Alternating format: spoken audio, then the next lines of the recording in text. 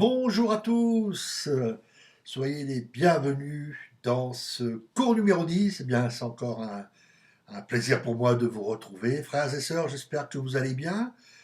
Euh, Qu'est-ce que je voulais dire? Oui, que vous allez bien et je tenais particulièrement à vous remercier encore pour vos messages d'encouragement, vos prières, votre soutien, ça me fait du bien.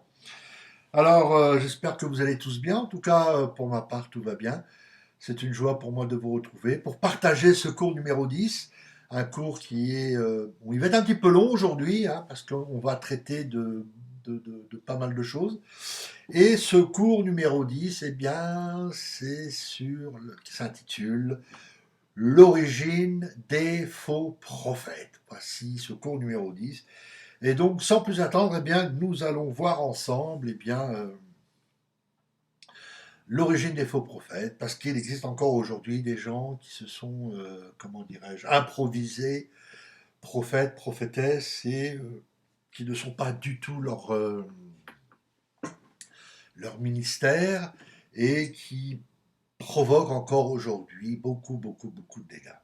Donc c'est pour ça que c'est important. Prenez la peine d'écouter, hein, et parce que c'est important. Ça a l'air de rien comme ça, mais c'est important. Donc, il est vrai que nous avons vu ensemble, dernière fois, comment dirais-je, les conseils et les mises en garde, hein, voilà, et nous avons, comment dirais-je, nous allons voir maintenant, nous allons voir, et puis nous allons apprendre ensemble. Moi, je vais réapprendre avec vous en même temps, parce que ça me fait du bien de revoir aussi ces cours. Eh bien, nous allons voir ensemble et apprendre, et pour moi, réapprendre à ne pas tomber dans certains pièges, et puis, je dirais, à discerner le danger, eh bien, des mauvaises motivations. Parce qu'il faut reconnaître que beaucoup se sont, euh, comment dirais-je, qui sont prophètes, prophétesses pour de mauvaises motivations. Alors, jusqu'ici, évidemment, nous avons vu des différents principes, hein, qui permettent de mieux comprendre le domaine prophétique au travers de tous ces cours jusqu'à maintenant. Maintenant que nous avons, je dirais, une meilleure compréhension des buts de Dieu, et de la façon dont les dons prophétiques fonctionnent, eh bien, nous allons aborder, eh bien, un sujet important des faux prophètes. Malheureusement, ils existent, il y en a encore aujourd'hui. Alors, lorsque nous parlons de faux prophètes, il est évident que faut que ça soit clair entre nous quand même, hein. Il est évident que ici, nous ne parlons pas des astrologues, des devins, les médiums et tous ces gens-là, hein, ou tout autre diseur de bonne aventure. Moi, je pense qu'il est clair, hein, pour tout le monde maintenant, depuis le temps que vous suivez ces cours, eh bien, je pense qu'il est clair que pour tout le monde, que ceux-ci, ces gens-là, ces astrologues, ces devins, ces médiums et tous ces diseurs de bonne aventure, ce sont des faux prophètes, nous le savons. Ici, moi, ici, je parle des faux prophètes dans l'Église. Là, il faut bien comprendre que c'est de cela que nous allons parler aujourd'hui. C'est cela que je parle, des faux prophètes dans l'Église, hein. Ces personnes qui, eh bien, malheureusement, qui apportent avec eux la destruction. Alors, je ne remets pas tout en cause, attention, hein. Il est souvent, ils ont souvent un authentique don prophétique. Ce sont des gens qui ont un don particulier pour la prophétie, mais qui n'ont pas le caractère du prophète. Voyez-vous, je sais qu'il y en a beaucoup qui ont un don prophétique. ça, c'est un don authentique. Ils ont un don authentique pour la prophétie. Mais le problème, c'est qu'ils n'ont pas le caractère du prophète. Les fruits de ces faux prophètes, on les reconnaît. On les reconnaît, les fruits de ces faux prophètes. Comment ça s'appelle? Bien, ça s'appelle la division, les querelles, la discorde, paroles de condamnation, la colère, enfin, etc., etc., etc., etc. Donc voilà les fruits de ces faux prophètes. Donc il est nécessaire, n'est-ce pas, je dirais, de connaître l'origine des faux prophètes. Alors pourquoi il est nécessaire de connaître l'origine des faux prophètes? Eh bien, il y a trois raisons. Premièrement, c'est que si nous ne comprenons pas leur motivation,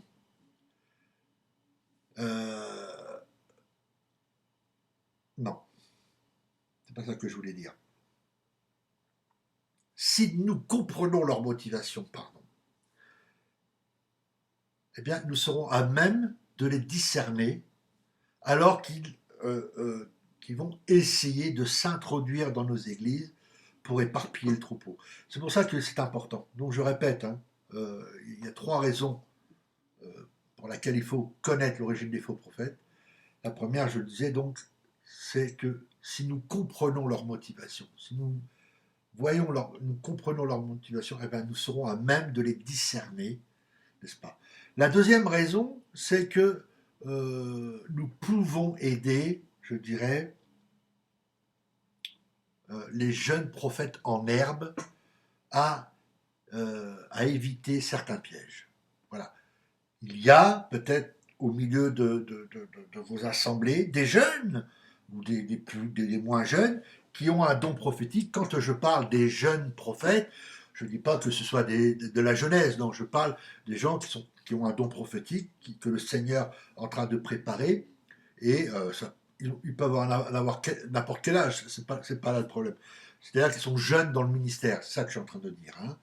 Eh bien, voilà, c'est la deuxième raison, c'est que nous pouvons aider, n'est-ce pas, ces jeunes ministères qui se lèvent, hein, à éviter certains pièges. Et puis la troisième raison, c'est que si nous sommes appelés à un ministère, eh bien, nous devons connaître les divers pièges et traquenards que l'ennemi ne va pas manquer de tendre devant nous, parce que l'ennemi va faire beaucoup de dégâts. Alors, recevoir un ministère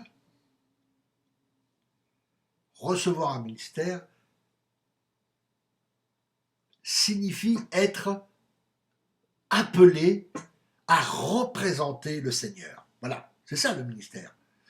Quel que ce soit le ministère pastoral, prophétique, apostolique, évangélique, voilà. Nous sommes, de recevoir ce ministère, n'est-ce pas, eh bien, signifie être appelé à représenter le Seigneur. Nous le reflétons de deux manières, hein, par nos paroles et par notre vie, n'est-ce pas? Souvenons-nous ce que dit Apocalypse au chapitre 10, verset 19, hein, on va le répéter encore une fois, que le témoignage de Jésus est l'esprit de la prophétie. Vous comprenez? Donc, nous ne pouvons pas nous permettre de vivre notre vie ou comment dirais-je, de parler de manière légère si nous voulons vraiment représenter Jésus. N'est-ce pas? C'est important. Vous savez que nos paroles ne sont pas dénuées de puissance et d'autorité. Ça, vous le savez. Nous ne pouvons pas parler à la légère. Nous ne pouvons pas lancer des propos à la légère. Parce que nos paroles ne sont pas dénuées de puissance et d'autorité. Alors, oui, il est possible que les paroles des autres nous atteignent ou ne nous atteignent pas, ça dépend. Mais il faut savoir que nous pouvons tuer les âmes avec nos paroles à cause de la puissance de Dieu qui a été déposée en nous. Nos paroles peuvent tuer les gens à cause de la puissance que Dieu a déposée en nous. Attention comment nous parlons, comment nous nous comportons. Ceux qui témoignent de Jésus par leurs paroles, eh bien, devraient aussi rendre témoignage au travers de leur vie. Ce n'est pas simplement le témoignage de Jésus par les paroles, mais nous devons refléter, nous devons témoigner aussi du comportement de Christ. La Bible déclare dans Jean au chapitre 1, verset 14, que la parole a été faite chair. Mais tout comme Jésus a été la parole incarnée, eh bien cette même parole doit aussi s'incarner en nous. C'est un peu compliqué là. Hein. La parole a été faite chair, c'est ce que nous dit la Bible. Dans l'évangile de Jean, chapitre 1, verset 14, il est dit « Et la parole a été faite chair ». Donc ça veut dire que tout comme Jésus, qui est la parole de Dieu, a été incarné, c'est-à-dire qu'il a pris forme, cette même parole doit aussi s'incarner en nous. Proclamer le message ne suffit pas. Non, il faut le vivre. Il faut vivre ce message que nous proclamons. Cela concerne tous les ministères, que ce soit le ministère apostolique, pastoral, prophétique, évangéliste, de l'enseignant de la parole. Mais il est très important pour celui de prophète. Pourquoi ? Parce que nous parlons de la part de Dieu. Et c'est à cause de ces révélations, des manifestations, qui sont souvent puissantes, qui accompagnent ce ministère. Donc il est important d'admettre et de régler, n'est-ce pas, toute notre faiblesse, toute faiblesse et tout problème intérieur. Nous devons régler ces choses.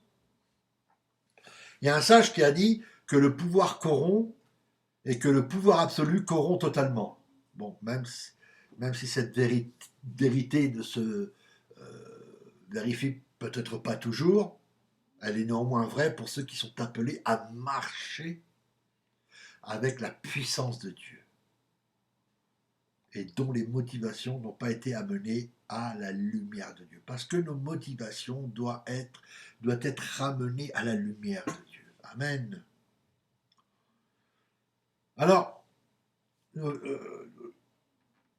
allons voir la progression des faux prophètes. Même si nous sommes tous, je dirais, affligés de nombreuses faiblesses, eh bien, il existe 3 défauts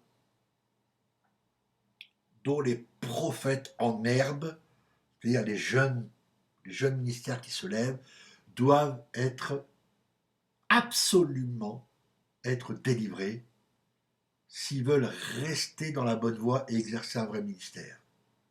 Ces défauts, déjà, sont motivés par l'égoïsme. Et ceci est décrit dans l'épître de Jude. Voyez-vous, cette lettre de Jude, lorsque Jude écrit aux églises, il les a écrits pour mettre les chrétiens en garde contre qui ? Contre les faux prophètes. Et pour expliquer quelle attitude ils doivent adopter face à eux. Il y a un verset clé que j'ai lu qui m'a montré ce qu'est, je dirais, un faux prophète. Le verset 11, dans l'épître de Jude, il est dit « Malheur à eux, car ils ont suivi la voie de Caïn et se sont jetés pour un salaire dans l'égarement de Balaam, et ils se sont perdus par la révolte de Corée. » Voilà. Pour moi, ça c'est ce verset clé qui m'a montré ce qui est un faux prophète. Jude dit malheur à eux, car ils ont suivi la voie de Caïn. Ils se sont jetés pour un salaire dans l'égarement de Balaam et ils se sont perdus par la révolte de Corée. Alors nous allons voir ensemble parce que non, ça a l'air de rien comme ça, mais c'est important. Je rigole parce que euh, Caïn, Balaam, Corée, eh bien, représentent chacun un défaut différent. Ils ont tous un défaut. Et ces péchés-là, eh bien, peuvent pervertir notre ministère, eh bien, si nous ne les reconnaissons pas et si nous ne repentons pas. Alors, il faut savoir que ça ne représente pas seulement une imperfection précise, mais il montre également une progression dans l'égoïsme qui va totalement fausser notre ministère. Oui, il faut être très prudent. Prenons l'exemple de Caïn. Caïn, alors lui, Caïn, c'est, je dirais, Caïn, il est le digne représentant de tous les entêtés. Il y en a beaucoup de Caïn. Je suis désolé de le dire, mais il y a beaucoup de Caïn dans les églises. Hein. Caïn, il est le digne représentant de tous les entêtés. D'ailleurs, son nom signifie fabricant ou celui qui fait son propre chemin.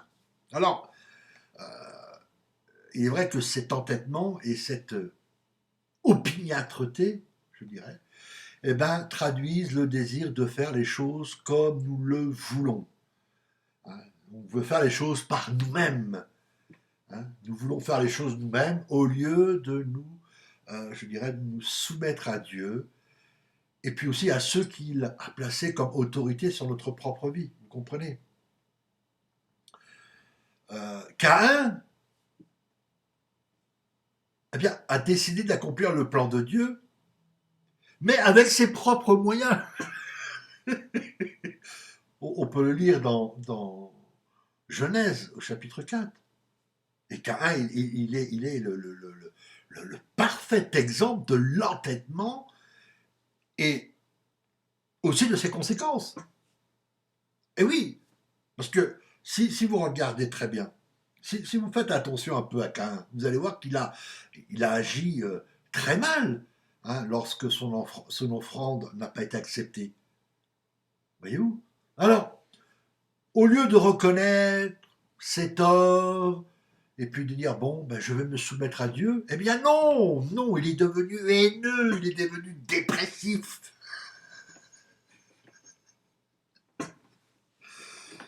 Comme il y en a beaucoup aujourd'hui. Oui, il est devenu haineux et dépressif. Hein, comme il y en a aujourd'hui.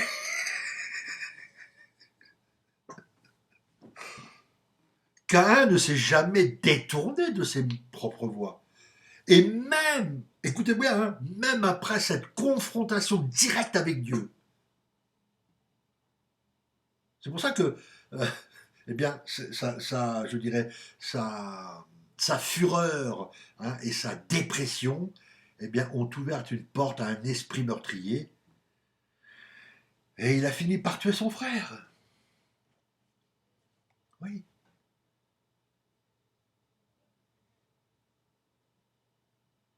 Voyez-vous, si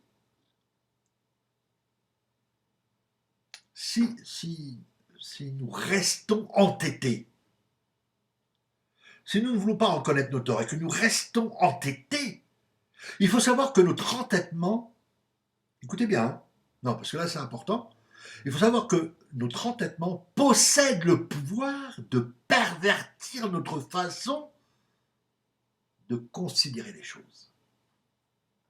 Oui, notre entêtement, si nous restons entêtés, eh bien ça va pervertir notre façon de voir les choses, de considérer les choses, si nous décidons par nous-mêmes de nous lancer prématurément dans le ministère prophétique, et si nous ne sommes pas reconnus comme on le désire, comme certains le désirent, eh bien nous allons nous aussi sombrer dans la rancœur, la déprime, et cela tout en détruisant spirituellement et émotionnellement tous ceux qui nous entourent. Oui, oui. Je m'adresse à vous qui êtes entêtés, là, les prophètes entêtés. Ouais, j'ai pas besoin de théorie, j'ai besoin de pratique. Voilà ce qu'on m'a dit. Mon frère, ma sœur, où est ton humilité? Voilà, parce que les gens se lancent prématurément dans le ministère prophétique. Et là, ils veulent tout de suite la reconnaissance, être reconnus, avoir une autorité, dire voilà. Non! Parce que si ça ne se fait pas, parce que ça ne se fera pas tout de suite d'ailleurs, on va le voir plus tard, eh bien vous allez sombrer dans la rancœur, la déprime. C'est ce qu'il y en a beaucoup qui sont tombés là-dedans. Et qu'est-ce qu'ils ont fait? Ils ont tout détruit. Ils ont détruit spirituellement et émotionnellement tous les gens qui étaient avec eux. Et je vous parle en connaissance de cause.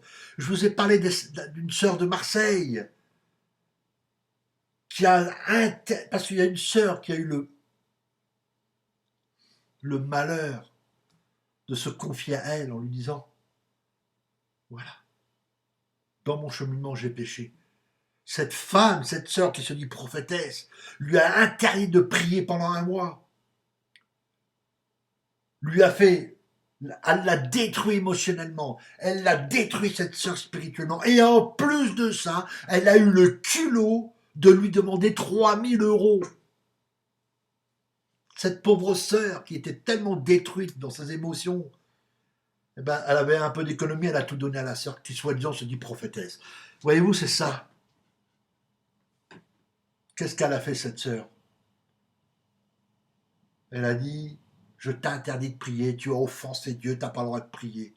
Comment on peut parler comme ça?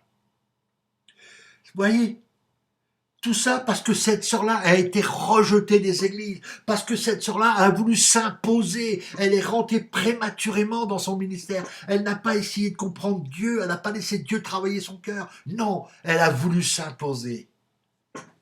Malheureusement, eh bien aujourd'hui, il y a un jugement contre elle-même. Il y a beaucoup de faux prophètes qui ont réussi à démolir des églises entières. Oui, en utilisant leur don de révélation, et tout cela en s'attaquant aux responsables de l'église. Ah, oui, beaucoup de faux prophètes ont réussi à détruire des églises en utilisant leur don de révélation. Et ils se sont attaqués aux responsables de l'église. Et même après avoir constaté les dégâts, même quand on leur a montré par A plus B ce qu'ils ont fait, ce qu'ils ont commis, eh bien aujourd'hui encore beaucoup refusent d'être repris. Voyez-vous, arrivé à ce point-là, l'entêtement, la rancœur, la colère, la dépression, eh bien se mêlent pour aboutir à l'apitoiement sur soi. L'apitoiement sur soi, qui représente quoi? Eh bien le plus gros frein à la croissance et à la maturité spirituelle. Vous savez ce que c'est que vous savez ce que c'est que l'apitoiement sur soi-même? Hein, l'apitoiement sur soi-même, eh bien, est un ennemi de notre âme, hein, qui nous pousse à blâmer les autres, hein, qui nous pousse à rejeter toutes les responsabilités sur les autres, hein, eh bien voilà, ceux qui suivent eh bien, le même chemin que Caïn deviennent totalement insensibles aux autres. Ils refusent d'écouter quiconque, et même y compris Dieu. Ils refusent d'écouter. Eh oui, l'entêtement est la racine de nombreux péchés. L'entêtement est la racine de nombreux péchés. Alors, nous pouvons le vérifier. On peut le vérifier ensemble avec Lucifer et Adam. Tous deux sont tombés parce qu'ils ont choisi de suivre quoi? Leur propre chemin. Et de se détourner de ce que Dieu avait prévu pour eux. Eh oui. Mais en agissant ainsi, eh bien, ils ont été précipités. Ils ont précipité le monde entier dans le mal. Mes amis, il faut ça. Écoutez bien, c'est important. C'est important. De toute façon, tout est important. Il faut savoir une chose importante. Et j'aimerais que vous la reteniez. Vous savez que nous nous trompons nous-mêmes si nous pensons que nos choix n'affectent pas les autres. Eh oui. Si nous exerçons une responsabilité dans l'Église, écoutez bien, si nous exerçons une responsabilité dans l'Église, sachez que nos choix et nos erreurs vont rejaillir sur ceux que Dieu nous a confiés. Ne croyez pas que les choix que vous faites ne vont pas affecter les autres. Si, bien au contraire. Si, il faut bien retenir ça. Hein. Nous nous trompons nous-mêmes si nous pensons que nos choix que nous faisons n'affectent pas les autres. Et en plus, si nous exerçons, je dis encore une fois, une responsabilité dans l'Église, eh bien sachez que les choix que vous avez faits et les erreurs que vous avez commises auront une, vont rejaillir sur ceux que Dieu vous a confiés. Donc, si nous persistons à faire de notre propre volonté, eh bien, nous allons devenir, je dirais, le capitaine d'un navire rempli d'épaves spirituelles. Oui. Comprenez bien que les personnes qui ont un appel prophétique vont souvent connaître le rejet. Il faut savoir que ceci se produit pour diverses raisons. L'une d'elles étant la crainte suscitée par je dirais, les manifestations surnaturelles qui accompagnent généralement ce ministère. Néanmoins, le rejet peut être aussi dû à l'action de Dieu contre notre propre volonté. Voyez-vous, Lucifer a été éjecté du royaume de Dieu.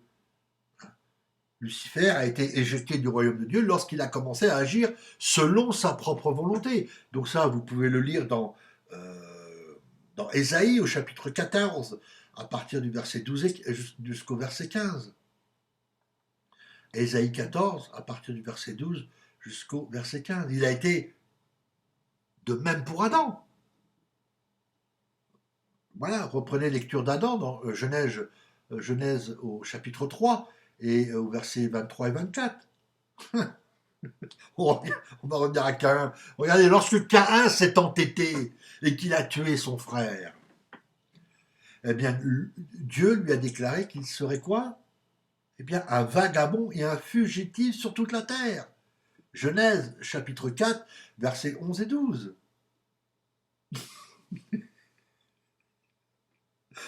Vous comprenez? Donc, revenons à Jude. Revenons à Jude. Jude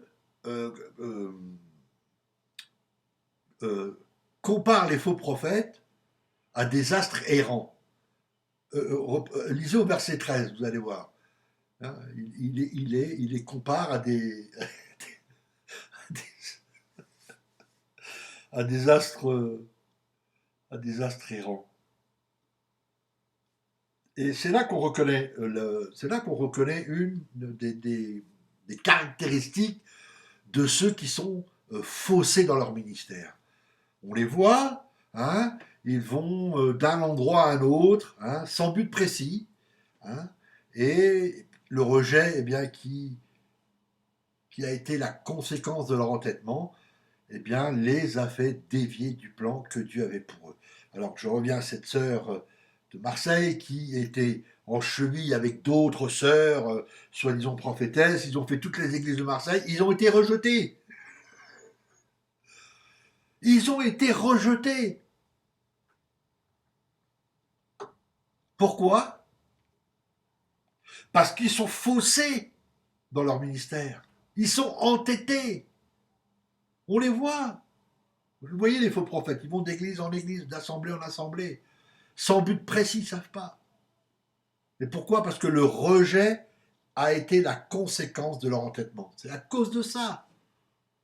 Et ça les a fait dévier, eh bien, du plan que Dieu avait pour eux. Donc, si nous avons un peu de sagesse, n'est-ce pas, eh bien, il nous faut abandonner ce péché dès que nous avons la conviction. Oui. Et ça, c'est une condition nécessaire, hein, pour que nous soyons reconnus, hein, et pour que nous portions du fruit aussi, parce que le ministère, c'est pour porter du fruit. Sinon, eh bien, nous allons nous égarer dans l'erreur de Balaam. Eh oui, Balaam. Alors, Balaam, vous savez ce que signifie son nom, hein, ce nom signifie celui qui dévore le peuple, n'est-ce pas? Ou, comment dirais-je, conquérant du peuple, voilà. Donc il représente Balaam représente tous ceux qui dévorent les brebis, hein, ou qui utilisent les gens pour leur profit personnel. Eh oui, ce sont des Balaam. La Bible précise que Dieu lui-même est venu vers Balaam et que celui-ci était un prophète. On peut le lire dans Nombre, chapitre 22 et au verset 9. Et pourtant, quand il a été tenté d'utiliser son don prophétique, hein, en échange de richesses et de gloire personnelle, eh bien, il a cédé à cette tentation. Vous voyez? Et pourtant,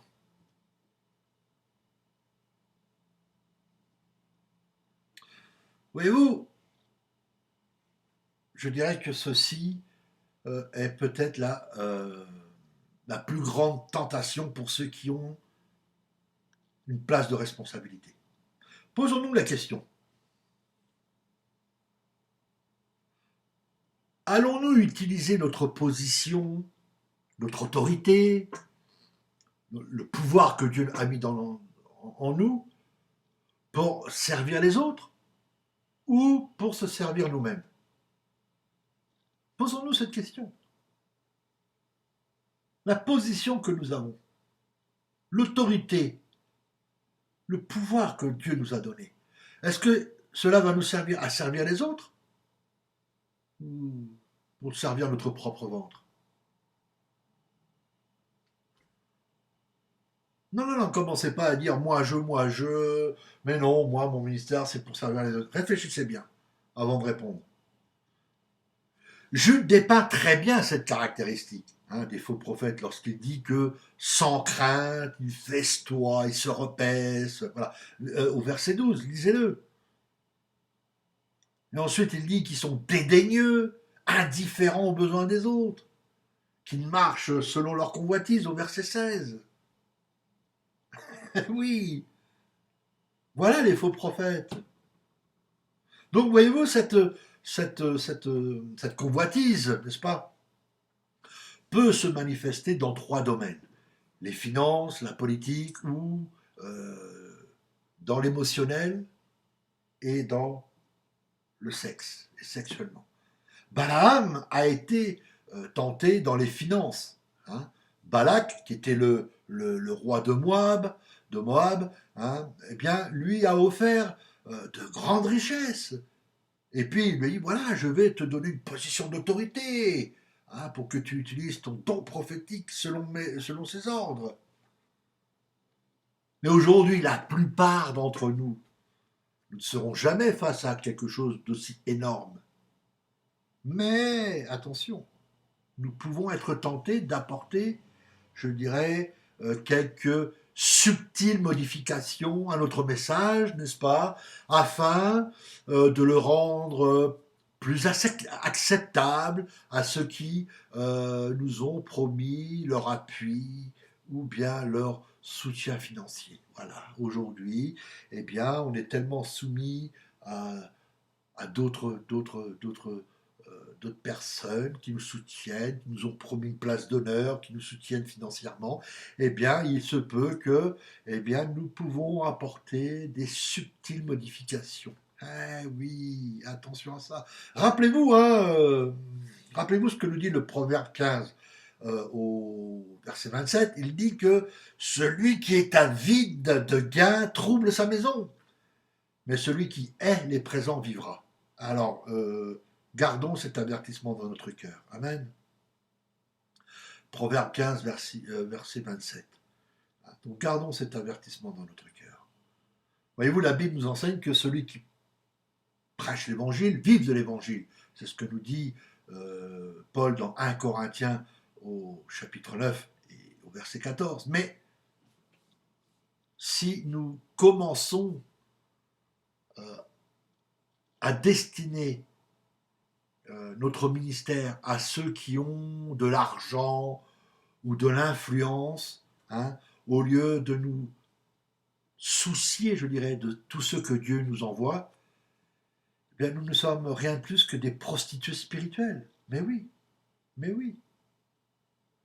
Nous devenons des prostituées spirituelles qui se vendent, n'est-ce pas, en échange de biens terrestres.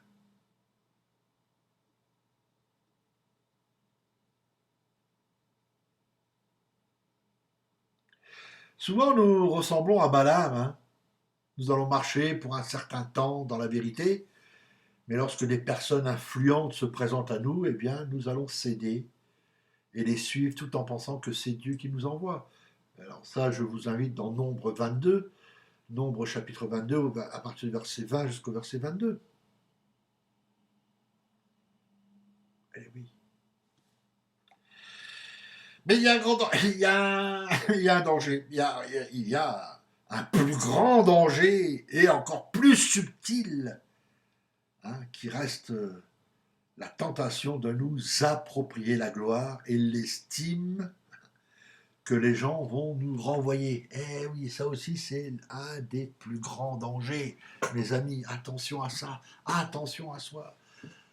Nous approprier la gloire, nous approprier l'estime que les gens vont nous renvoyer. Si nous nous nourrissons des acclamations des gens, si nous commençons à nous nourrir des acclamations des gens, eh bien, nous n'allons pas tarder à accomplir notre ministère par désir de quoi?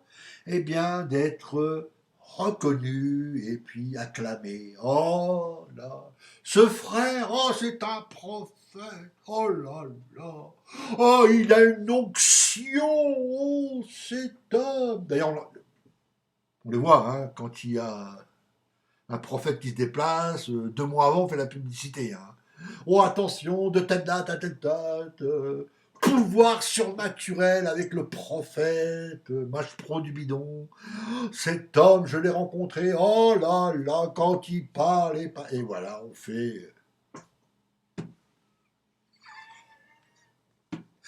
Ça existe? Oui.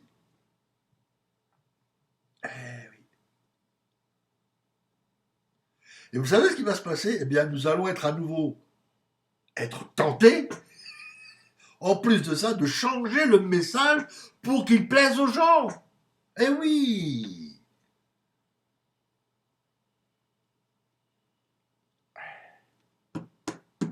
Aujourd'hui, c'est ce qui se passe. Nous parlons pour plaire aux gens.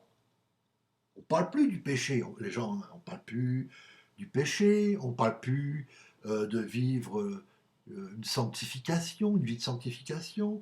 On ne parle plus de l'abandon de soi-même, de porter sa croix. On n'en parle plus de tout ça. Non, mais non, mais non, mais non. Non, aujourd'hui, on donne un message qui plaise aux gens. On leur dit que ce sont des bons chrétiens, qui sont vraiment formidables, qui peuvent continuer de vivre leur petite vie de tous les jours, sans se soucier de quoi que ce soit, parce qu'ils hériteront le royaume de Dieu. Voilà ce qu'on leur dit. Mais quand on leur met en lumière les péchés, les désirs cachés de leur cœur, hein, et toutes ces choses-là, ah mais non, on ne veut pas entendre parler. Non, ça. On va reconsidérer ce que Jésus déclare, ce que Jésus déclarait aux religieux professionnels. Hein, je dirais. J'aime bien le terme religieux professionnel. Il y a les religieux amateurs, mais aussi les religieux professionnels, hein, de son époque. Hein. Jésus disait, celui qui parle de son chef, eh bien, cherche sa propre gloire. Mais celui qui cherche la gloire de celui qui l'a envoyé, celui-là est vrai, et il n'y a point d'injustice en lui. Hein. Jean, chapitre 7, l'évangile de Jean, au chapitre 7, verset 18. Voilà. Ou alors, aussi, on peut prendre dans Jean, au chapitre 5, verset 44, et Jésus nous dit, comment pouvez-vous croire, vous qui tirez votre gloire les uns des autres, et qui ne cherchez point la gloire qui vient de Dieu seul? Eh oui. Voyez-vous, Jésus disait cela, car les gens de son époque tiraient leur gloire les uns des autres. Est-ce que nous avons tendance à faire la même chose aujourd'hui? Il y en a beaucoup qui le font. Hein. Sommes-nous tentés de dire des belles paroles qui vont nous faire briller? Posons-nous la question.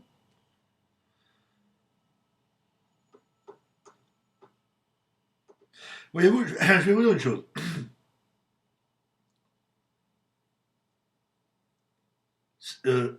Pardon. Si nous cherchons à avoir de l'importance, hein, aux yeux de ceux qui bénéficient de notre ministère, n'est-ce pas? Eh bien, il va arriver un moment donné où ce ministère va s'en trouver perverti. Oui. Pourquoi? Parce que nous allons trop accorder plus d'importance à l'opinion des gens plutôt qu'à celle de Dieu. Aujourd'hui, bon nombre de faux prophètes accordent plus d'importance à l'opinion des gens, de ce que pensent les gens de lui, comment ils le voient, que plutôt à celle de Dieu. Alors, cette pulsion qui nous pousse, n'est-ce pas, pardon, décidément, cette pulsion qui nous pousse, je dirais, à tirer notre gloire des autres, eh bien, elle est souvent étroitement liée, eh bien, je dirais, à des rejets du passé. Et les Écritures sont très claires à ce sujet, car elles nous disent dans Galates, au chapitre 1 et au verset 10, il dit « Et maintenant, est-ce la faveur des hommes que je désire ou celle de Dieu? Est-ce que je cherche à plaire aux hommes? Si je plaisais encore aux hommes, je ne serais pas serviteur de Christ. » Voilà.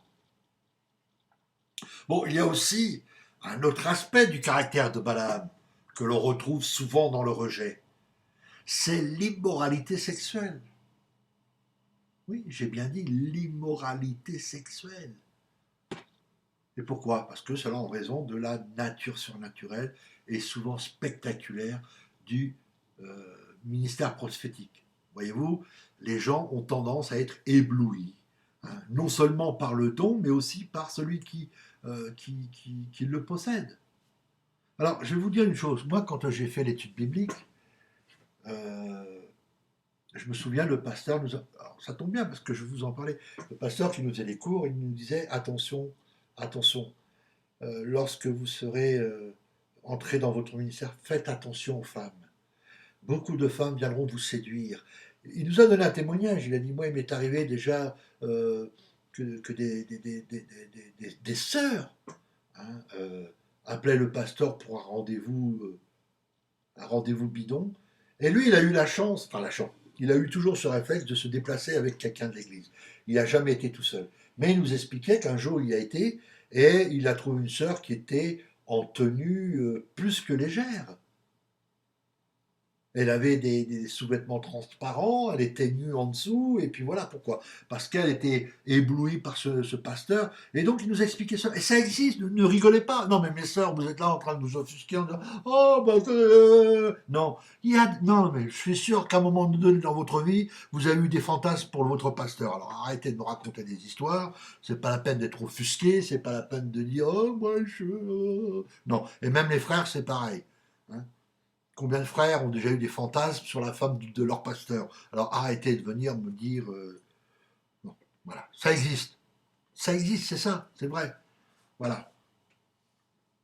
Et il arrive que, eh bien, certains prophètes hein, qui nourrissent encore eh bien, ce profond sentiment de rejet, eh bien, ont profité pour laisser se développer des relations émotionnelles inappropriées.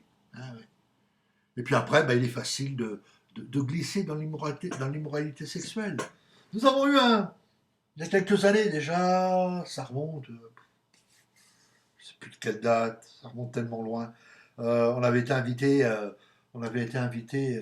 dans une église à Marseille, et puis lorsqu'on a commencé à prêcher et tout, le Seigneur nous a révélé que le pasteur avait alors, un pasteur qui était marié, hein, avait des relations sexuelles avec des sœurs de l'église. Quand ça a été mis à jour, ça a été un scandale pas possible. Même son adjoint, son bras droit, si je peux appeler ça comme ça, a commencé à nous accuser, mais le Seigneur avait mis à jour en disant que ce pasteur-là avait forniqué avec des sœurs, il avait des relations sexuelles avec des sœurs de l'église, et il était marié. Donc ça existe, ça existe.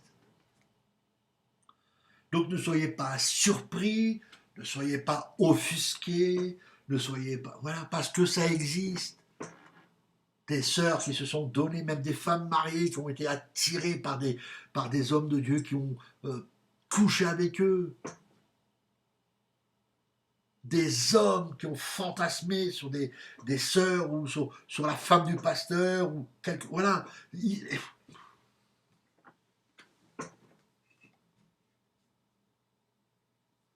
Ah oui, ça existe. Donc si nous ne voulons pas tomber dans l'erreur de Balaam, eh bien il est impératif de ne pas oublier que notre héritage est dans le ciel. On va reconsidérer encore une fois le proverbe 20, le proverbe chapitre 1 verset 21, lorsqu'il dit un héritage promptement acquis dès l'origine ne sera pas béni quand il viendra à la fin. Voyez-vous? Balaam, prophète visité par le Seigneur, était considéré comme un devin au moment de sa mort. Oui, il n'était plus prophète, il était devenu devin. Regardez dans le livre de Josué au chapitre 13, verset 22. Si nous sommes incapables d'attendre notre récompense dans le royaume, nous risquons de déchoir du rang de prophète à celui de devin et de connaître une fin peu glorieuse. Peu glorieuse. Ensuite, il y a Corée. Alors, rigolez pas. Vous savez ce que ça veut dire, Corée? Ça veut dire celui qui est chaud ou celui qui n'est pas couvert. Je ne suis pas Corée, moi. Non, non, non.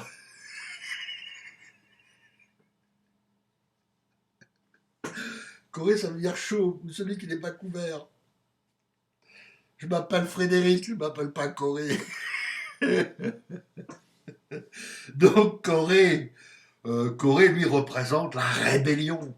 Hein, cette tendance généralement présente chez les faux prophètes. Hein, voilà, on le retrouve chez les faux prophètes, cette rébellion. Hein. Dans Nombre, au chapitre 16, eh bien, on peut suivre hein, le déroulement de sa révolte, hein, et vous allez découvrir qui est Corée, ce personnage extravagant. Quoi, hein. Si nous prenons le temps de relire le chapitre 16, nous allons voir que Corée et d'autres hommes hein, qui étaient reconnus en Israël, eh bien, se sont dressés contre Moïse et Aaron. Hein. Alors forcément, qu'est-ce qu'ils leur reprochaient à Moïse et à Aaron? Ben, ils leur reprochaient d'exercer trop d'autorité, hein, selon eux, eh bien, selon Corée et ses hommes, eh bien, pour eux, tout Israël était déjà saint aux yeux de Dieu. Alors, cette revendication d'apparence démocratique, cette revendication d'apparence démocratique était en fait inspirée, je dirais, par le désir profond qu'éprouvait Corée d'avoir lui aussi plus d'autorité. Voilà.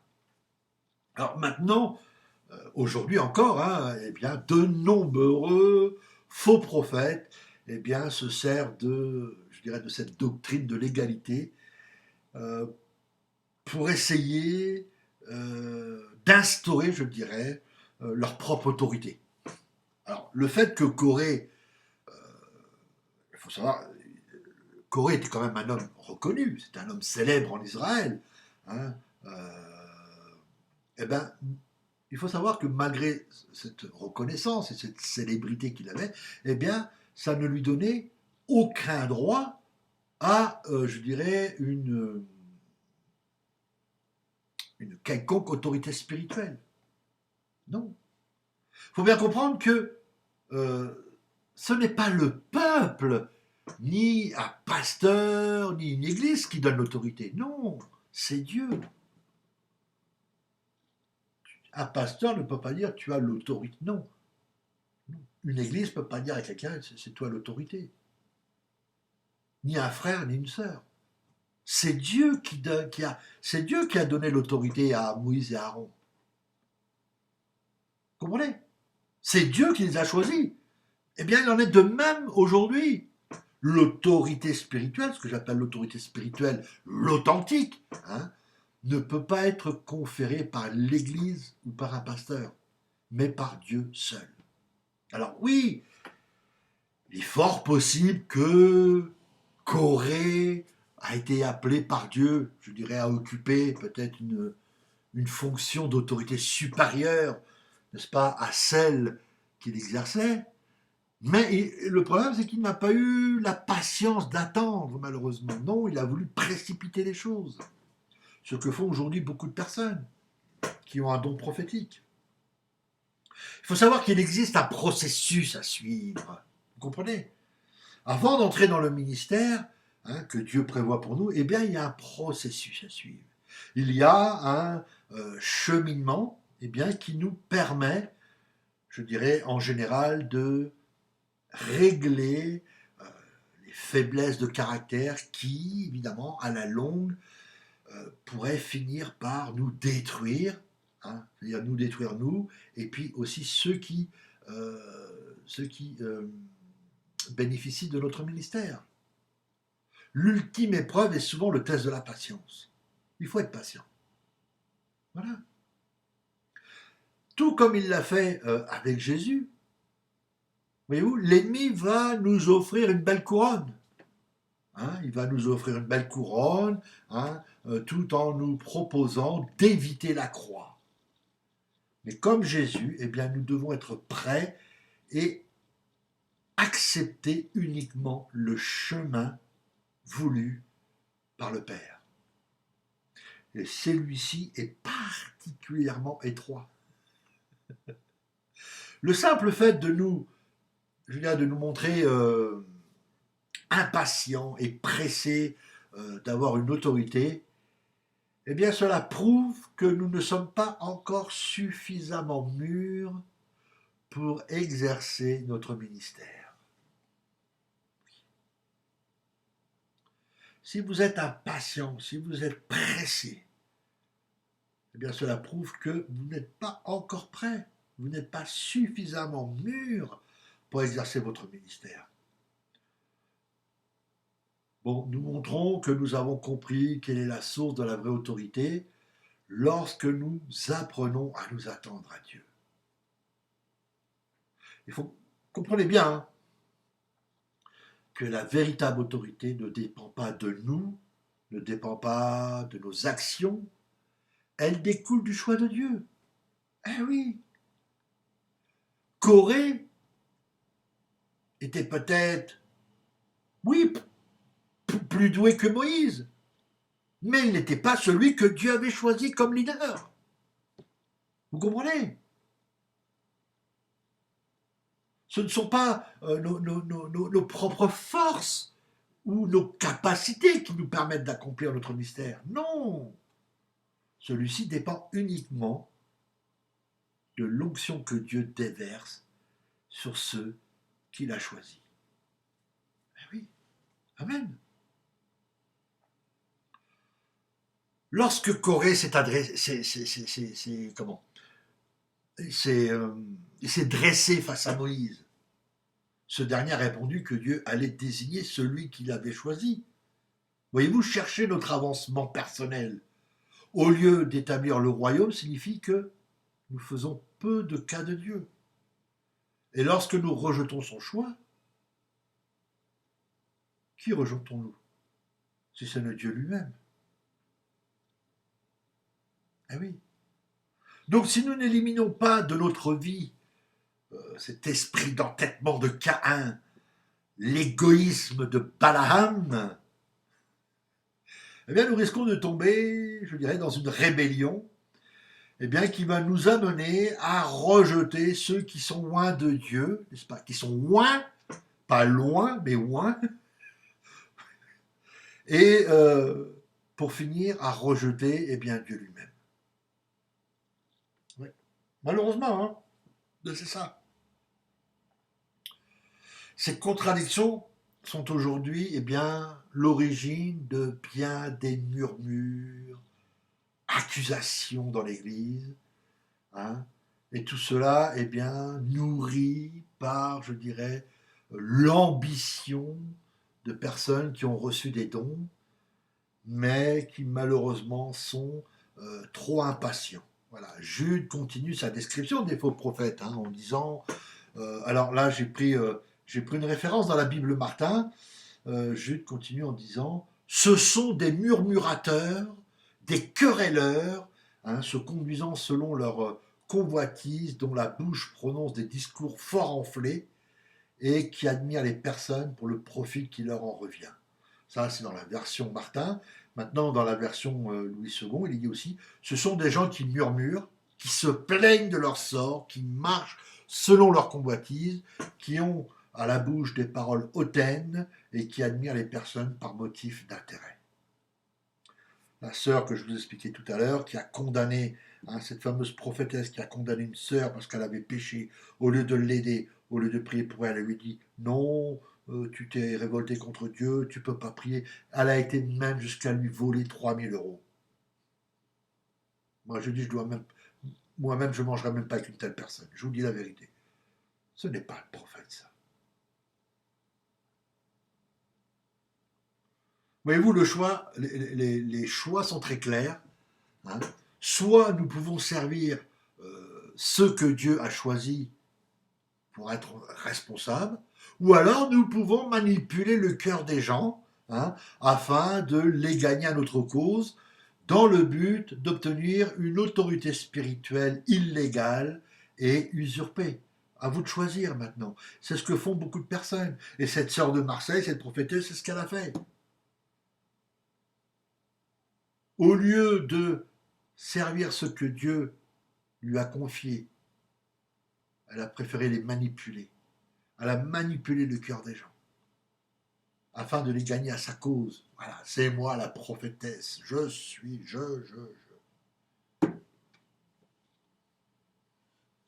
voyez ce genre de manœuvre, je dirais ce genre de manœuvre politique, eh bien, est tout à fait typique de ceux qui sont faussés dans le ministère. L'entêtement de Caïn dérive vers l'égoïsme de Balaam, et pour finir, finalement, à l'autoproclamation de Corée. Jésus a déclaré que celui qui s'élèvera sera abaissé. Vous comprenez? Voyez-vous comment Corée et ses acolytes ont été jugés. Prenez Nombre chapitre 16. à partir du verset 32 et 33, qu'est-ce qu'il est dit? Que la terre ouvrit sa bouche et les a engloutis, eux, leur maison et tous les gens de Corée et tous leurs biens. Ils descendirent vivants dans le séjour des morts, eux et tout ce qui leur appartenait. La terre les recouvrit et ils disparurent au milieu de l'assemblée. Ah, mais oui! Corée et ses complices ont été expédiés en enfer. Ils sont descendus au fond du gouffre. Le jugement de Corée, eh bien, doit être pour nous un avertissement prophétique. Lorsque la rébellion atteint un tel niveau chez ceux qui ont un appel prophétique, ils tombent alors sous la domination de l'enfer et deviennent des faux prophètes. Pourquoi? Parce qu'ils ont franchi les limites et leur jugement est imminent. Cependant, ce jugement peut être rédempteur, même à un stade si avancé. Si les personnes reconnaissent leurs péchés, qui se repentent et se soumettent au processus divin de restauration, Dieu les ouvrira, Dieu les accueillera. Il nous faut vraiment arriver à, comment dirais-je, à mieux saisir ce qu'est le ministère prophétique. L'Église est parfois venue à être ouverte et tolérante, qu'elle accepte à bras ouverts tout ce qui se prétend prophétique. Et le problème, c'est qu'elle omet d'exercer le discernement. Alors, il est juste d'honorer et d'estimer ceux qui ont des dons, mais nous ne pouvons permettre que ces dons éclipsent certaines faiblesses de caractère. Jésus lui-même nous a exhorté à ne pas juger seulement les hommes, d'après leurs dons, mais également selon le fruit qu'ils portent. Dans Matthieu, au chapitre 7, au verset 15 et 16, il dit « Gardez-vous des faux prophètes.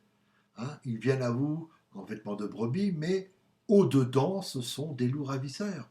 Vous les reconnaîtrez à leurs fruits. Cueille-t-on des raisins sur des épines, ou des figues sur des chardons, etc. Voilà. Donc, il existe aujourd'hui, dans le ministère, des personnes qui ont abandonné la relation qu'elles avaient avec le Seigneur. Il y en a beaucoup. Elles ont quitté je dirais, le sentier de la vie, tout en continuant à exercer les dons que Dieu leur a confiés. Romains chapitre 11, verset 29 nous dit quoi? Il nous dit « Car Dieu ne se repent pas de ses dons et de son appel. » Voyez-vous, Dieu ne nous retire pas les dons qu'il nous a faits. Donc il est aussi tout important de voir comment se comporter, pardon, je bafouille, il est important de voir comment se comportent ceux qui viennent œuvrer parmi nous. On doit vraiment avoir le discernement, on doit voir comment ils se comportent. La question se pose d'elle-même. Comment devons-nous vivre? Oui, c'est peut-être une question difficile. C'est peut-être difficile à comprendre, mais la plupart des faux prophètes demeurent des chrétiens convaincus.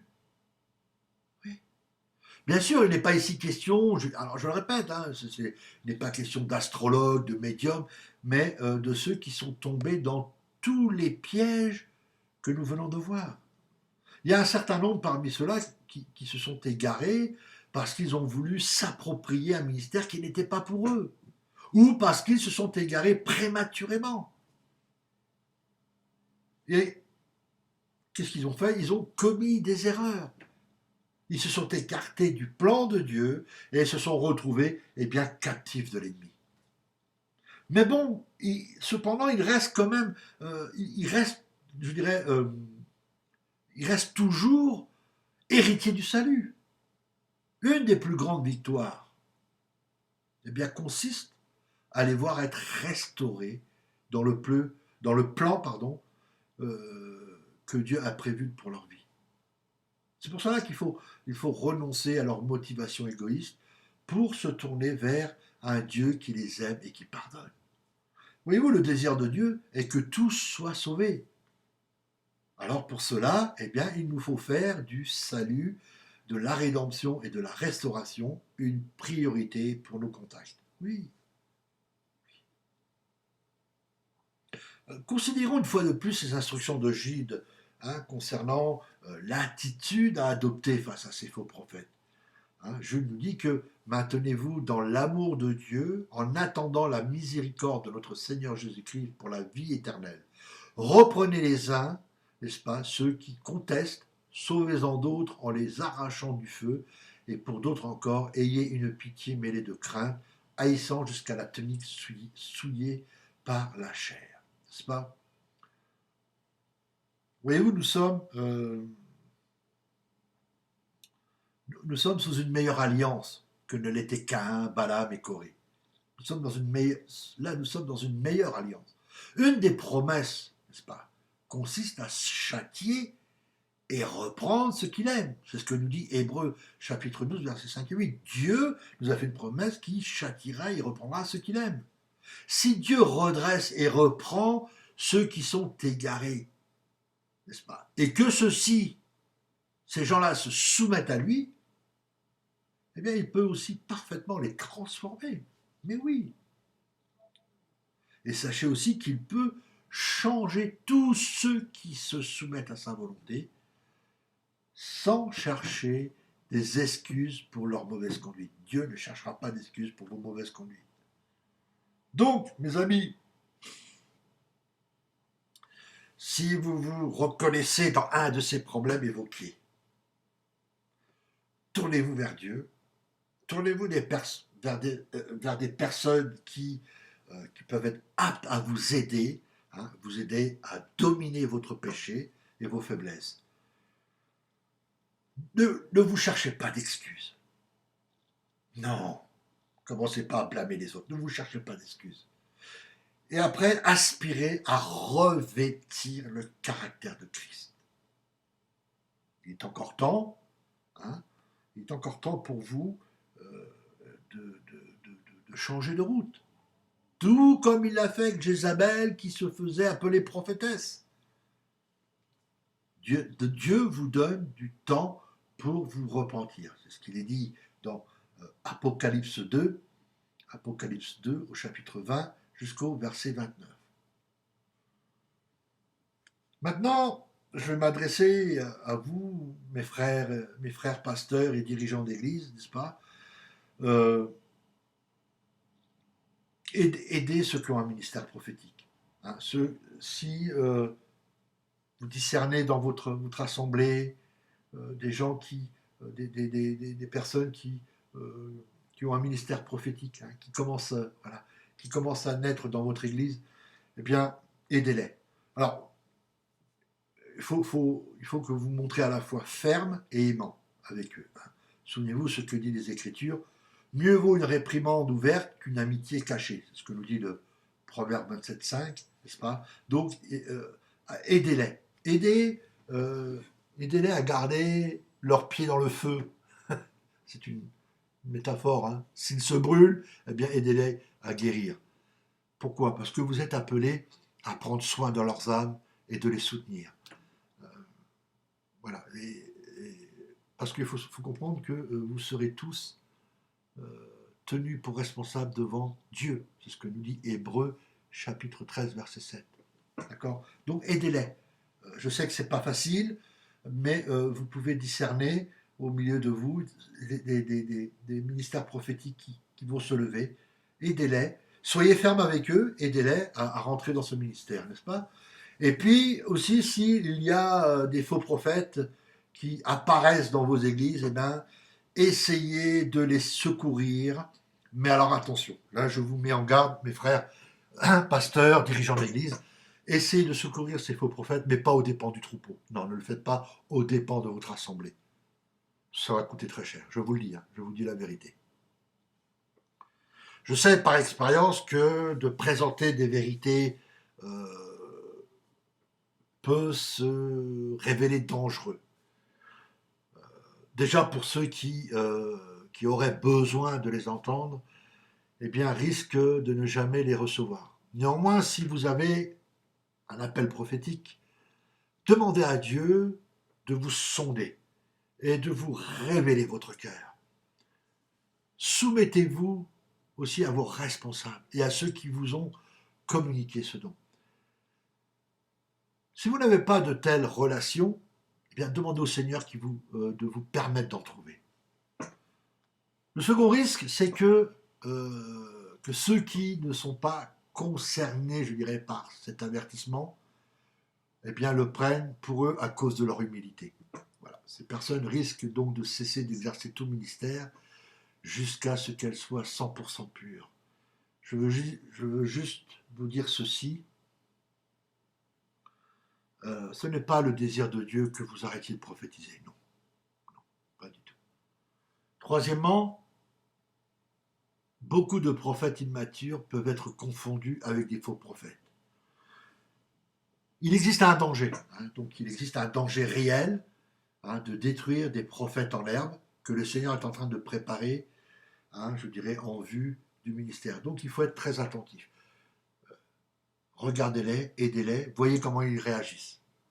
Parce que souvent, Dieu fait lever dans les églises des jeunes prophètes, et malheureusement, ils ne sont pas matures, ils sont jeunes, et donc on a tendance à les qualifier de faux prophètes. Donc il est important que les pasteurs et les dirigeants d'église apprennent à identifier les jeunes prophètes et puis à les guider dans leur marche avec Dieu. Amen. Donc pour finir, je dirais, eh bien, faisons face à tous ces problèmes, et puis allons de l'avant. Allons de l'avant. Voyez-vous, moi je crois que Dieu est en train de restaurer le ministère prophétique, là maintenant, dans l'Église, et je pense qu'il nous y prépare. Alors il est important de comprendre toutes ces mauvaises motivations, et pas uniquement dans le but de les discerner, mais également pour être à même de recevoir et d'épauler eh bien, les ministères qui émergent afin qu'ils puissent arriver à maturité au milieu de nous. Amen. Amen.